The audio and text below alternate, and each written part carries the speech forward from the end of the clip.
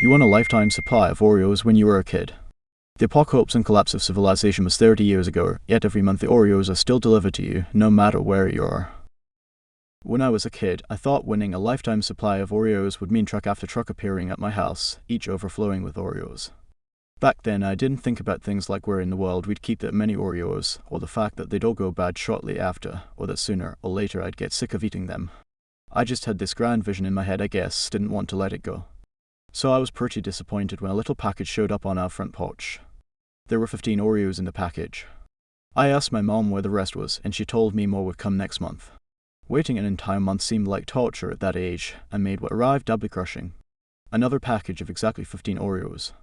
It slowly sunk into my little head that this was what winning a lifetime supply of Oreos looked like. No trumpets and fanfare, no overloaded trucks pulling in one after another. Just a little packet of 15 Oreos on the first of every month. 15. I couldn't believe it. That wasn't even one Oreo for each day.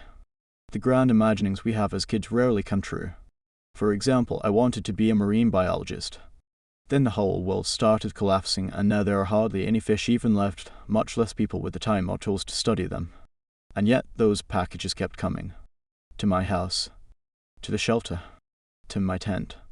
To the stick laid against a tree with an old coat draped over it so I could huddle under, away from the worst of the rain. Wherever I went, there they were. Fresh and neatly packaged up on the first of every month, like nothing bad had ever happened anywhere. For a long time I tried to figure out where they were coming from, who delivered them, how they were finding me, anything. I ran after every lead, pursued every theory. Aliens. Fairies. Time travel. Some bizarre joke. All in my head. But I never found anything, and eventually I gave up on finding out. I didn't want to finally get my answer only to realize it was like everything else, like the trucks of Oreos, like undersea exploration, like falling in love. Something that seemed to exist just to disappoint people naive enough to believe in it. Today was the first of the month, I guess. Haven't had a calendar for a long time, but the deliverers never fail. This time the package was placed neatly across a few sturdy branches of the tree I'd slept in, hoping to avoid the mess of trouble that had gone on below. I wasn't sure how I'd get down considering I'd messed up one of my legs pretty darn badly in a night scuffle, but my package was close enough to reach from where I sat. Same little shipping label as always, though the address lines had been left blank since I stopped having an address. I opened it up. You'd think I'd be sick of them by now, but when times are rough you wouldn't believe how good the sugar tastes. Only, strange thing, there weren't so many in the package this time. 5 was all, I was 10 short.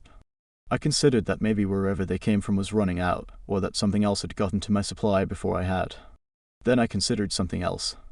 A lifetime supply of Oreos. I guess this is my last one.